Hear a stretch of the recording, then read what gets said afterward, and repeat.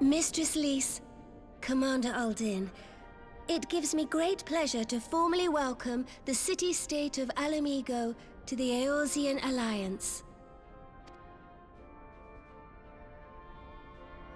The pleasure is ours, Your Grace. I know I speak for all Alamegans when I say that we are glad of this chance to stand with our comrades of the Alliance. And we, for our part, are glad indeed to be able to welcome friends both old and new.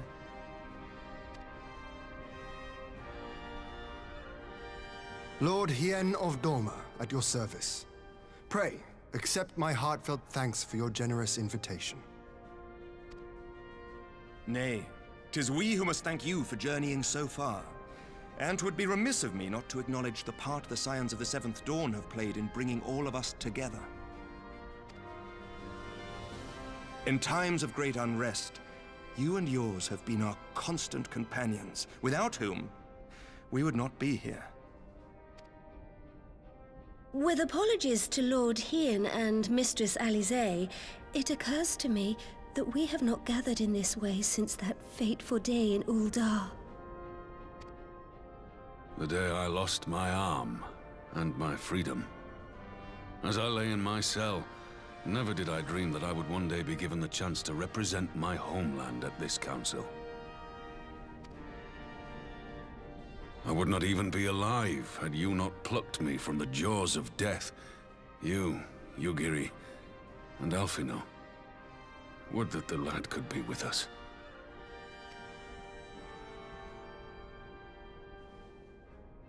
I too owe my presence here to Alphino, in so many ways. Until such time as he returns, I mean to carry on his good work as best I can.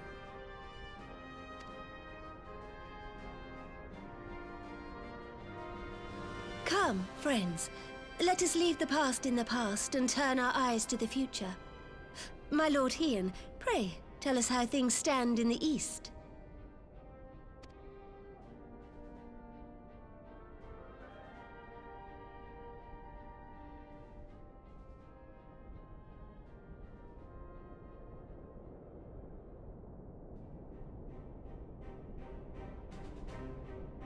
Having heard the rumors of dissent in Garlemald, I dared to dream of a peaceable solution.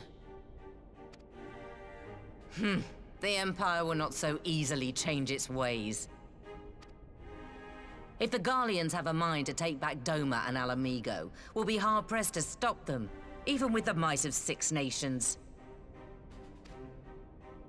But while we lack the strength to fight the tide, a course may yet present itself, if we read the winds aright. The winds suggest but one course to me. One which leads from the sea unto the river and thence to the source of all our woes. The Ascians.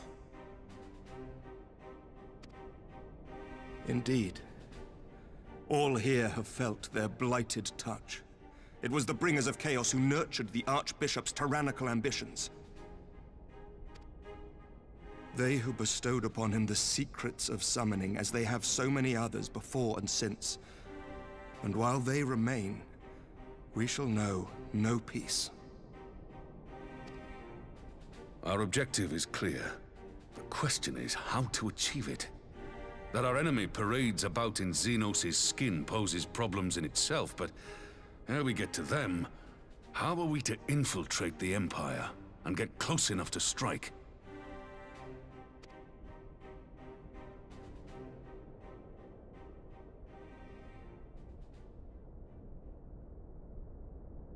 While I see the wisdom in targeting the Ascians, an assassination attempt on Garlean soil would do little to aid our cause, even were it to succeed. It's time we used our enemy's preferred tactic: subterfuge. You have an idea? Speak your mind, Master Thancred. None here know the enemy better than the Scions, and you mayhap best of all. Whatever it is you propose, we will give it fair hearing. On that you have my word. Very well, Admiral. My proposal is thus. we dispatch the shinobi to Imperial territory. There, they sow the rumor that the Crown Prince perished in the battle for Alamigo, and that the man parading around is in fact a corpse inhabited by a servant of darkness.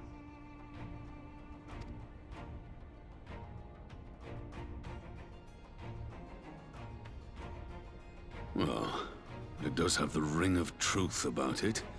And were the Garleans to learn that their future ruler is a puppet, the Empire would be shaken to the core. But at the risk of sounding stupid, would they actually believe such an unlikely story? I didn't. Ordinarily not. But prior to his miraculous recovery, rumors of Xenos' death had already begun to circulate around the Empire. Ultimately, however, what the masses believe is not our chief concern.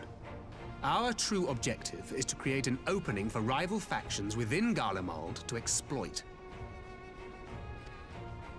Just as a war of succession erupted in the wake of Emperor Solus's death.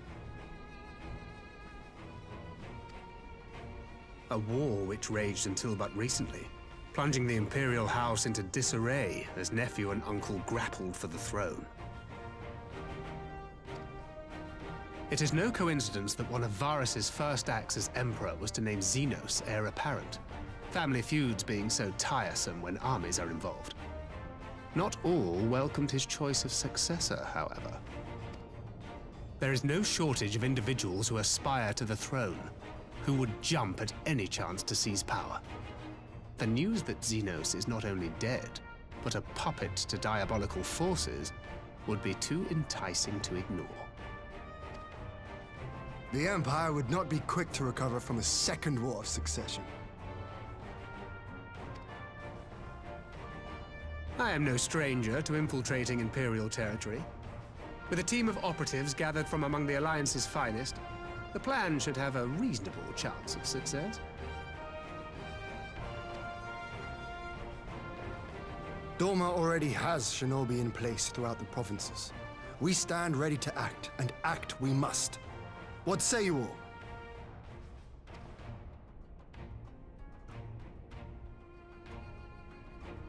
I'm for Master Thancred's proposal. We shine a light upon the Ascian and test the Empire's unity. 'Twas his plot that scuttled Doma's negotiations, was it not? Why then, if we can eliminate him, there may yet be a chance for peace. Let us wage this war of subterfuge, that we may one day lay down our arms. Gods know we never will while the Ascians remain.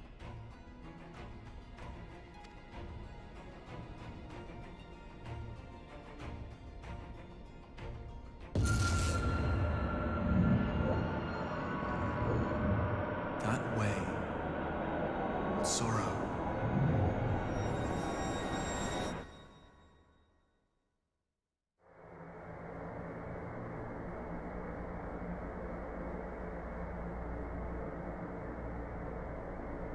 History must be changed.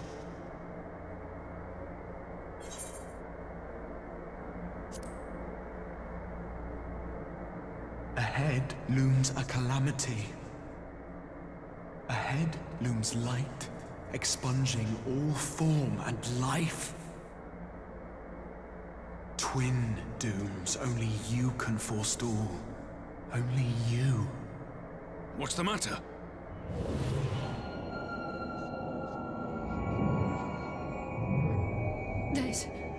There's a voice.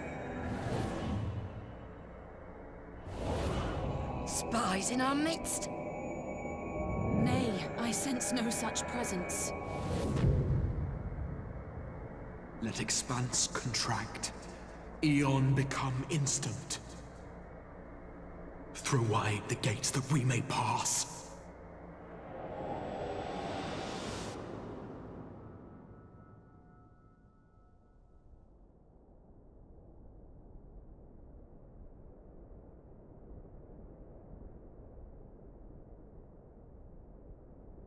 Is it over? Master Thancred!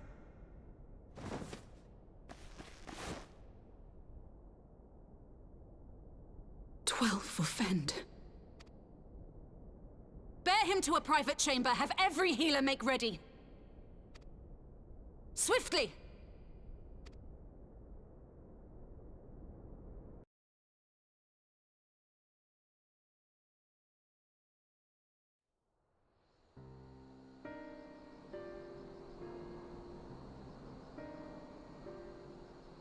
Master Thancred remains in slumber.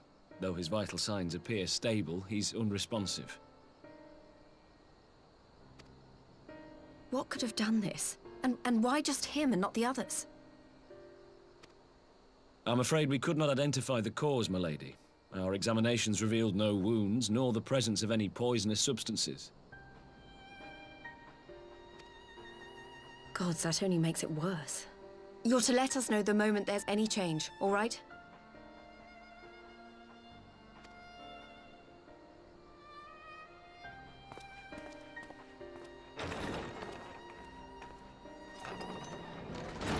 Thank you for coming.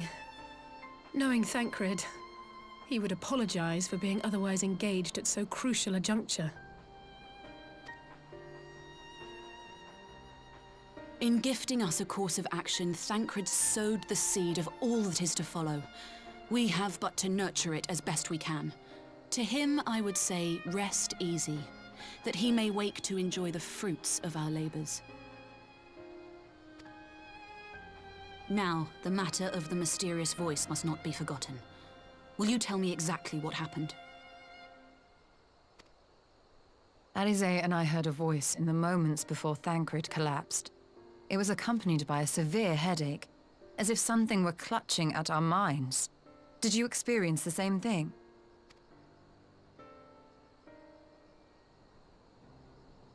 So, in between the voice and the pain, you felt as if you were somewhere else entirely.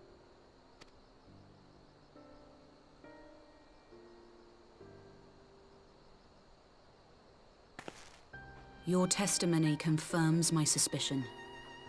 That which you experienced was, I believe, your soul being plucked from your flesh. Called.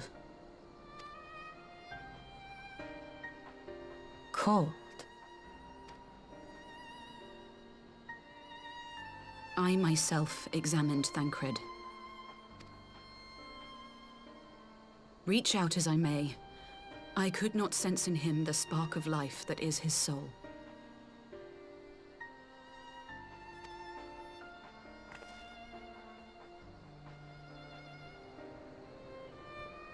That Thancred alone was stricken so is likely due to his heightened sensitivity to the effects of ether, a consequence of his prior possession by the Ascian La Hebrea.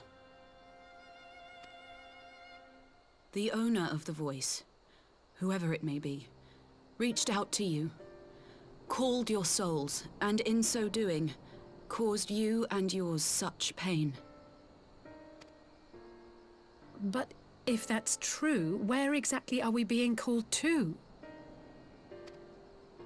I know not. Yet one thing is plain. Whoever waits for you on the other side is possessed of a power unlike any I have ever known.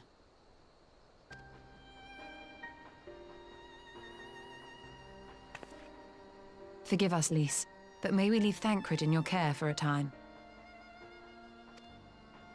As if you had to ask. I may not be a scion anymore, but I'm no less a friend. Don't worry. I'll see to it that Thancred's well looked after. Just focus on solving this mystery, all right? Thank you, Lys.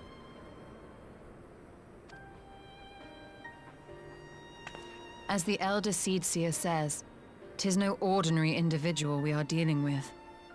Nor can we discount the possibility of Ascian involvement. Whoever or whatever is behind this, the sooner we find out, the better.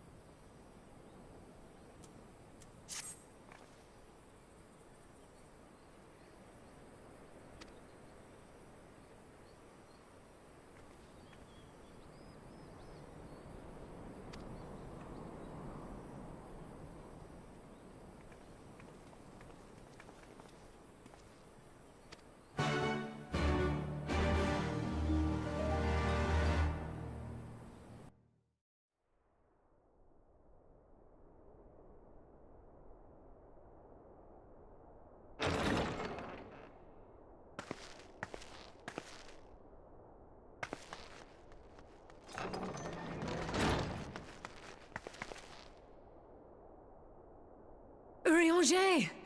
Gods, it's good to see you. Would that our meeting were under happier circumstances. I judged the voice sufficient cause for concern even before you sent word of its effect on our comrade.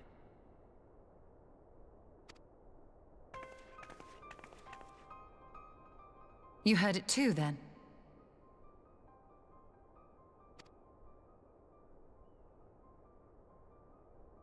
Aye. And all but certainly at the selfsame instant. Alas, pained as I was, I could make little sense of what few words did then reach mine ears.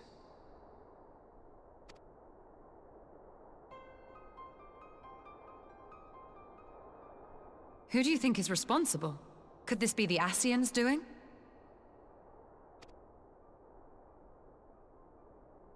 That I cannot say. Not when so little is known. Ere I indulge in speculation, I would examine Thancred with mine own eyes. To Alamigo, then, without further delay.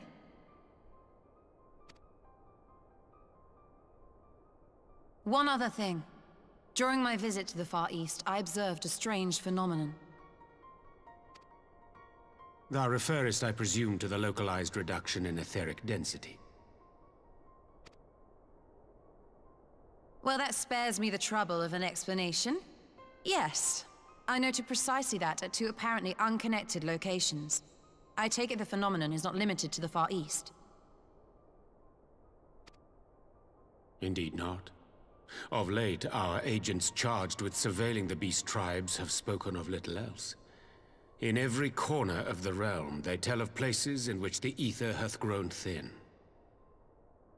Naturally, my suspicions first turned to primal activity, but the areas thus affected betray no evidence of summoning. I must confess to being quite perplexed.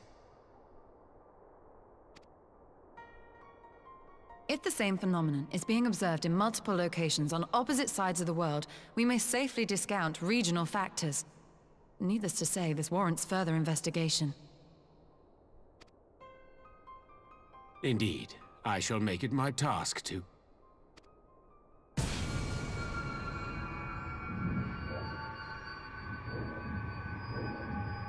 The voice. It calleth to me once more.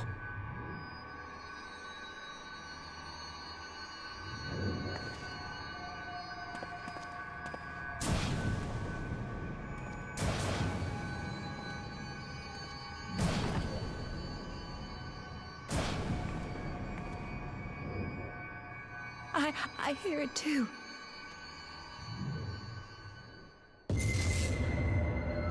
Only you. Only you. No! Ishtola! Urianger! Throw wide the gates.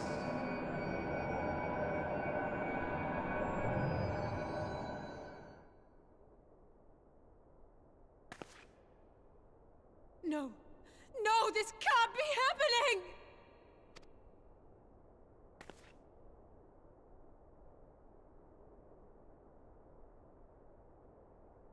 Y'shtola! Urianger! Open your eyes!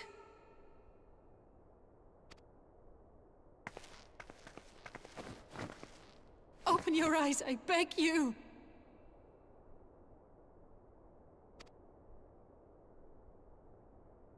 Say something!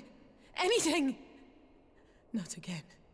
Please, not again.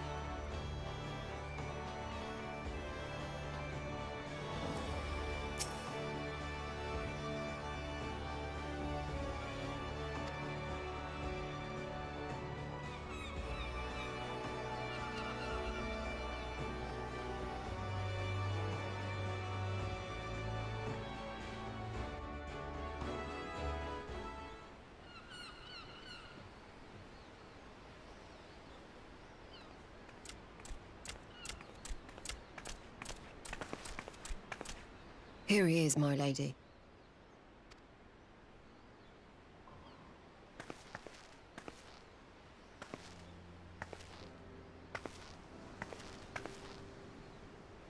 Gabu, it's been too long.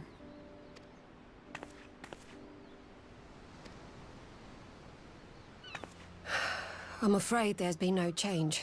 If he can see or hear us, he has given no sign. I see. You're still fighting. I'm proud of you.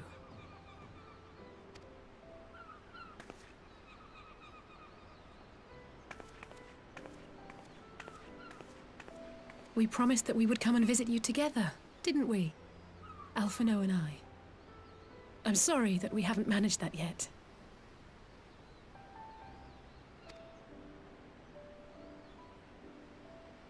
You know, with the three of us like this, does it not remind you of that night? Of the stars beyond count twinkling in the heavens? I was feeling pretty low back then. Powerless. But I knew that my brother was close by if I needed him, and that the others would be waiting for me back at the Rising Stones. Not like now.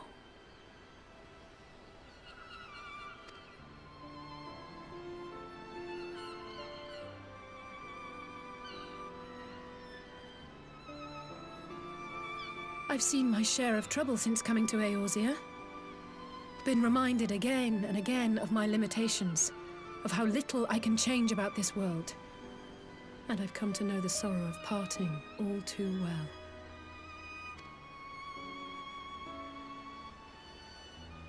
But to have the people I hold dear struck down before my eyes, and be powerless to help them, that I cannot bear.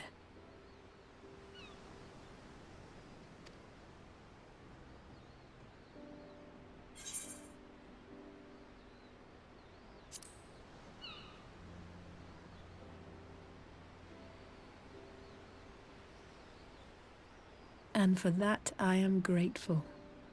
I don't know what I would do without you.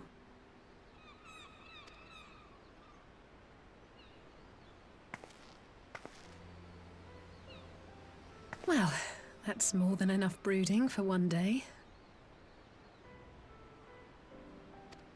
Come on. We have friends to save.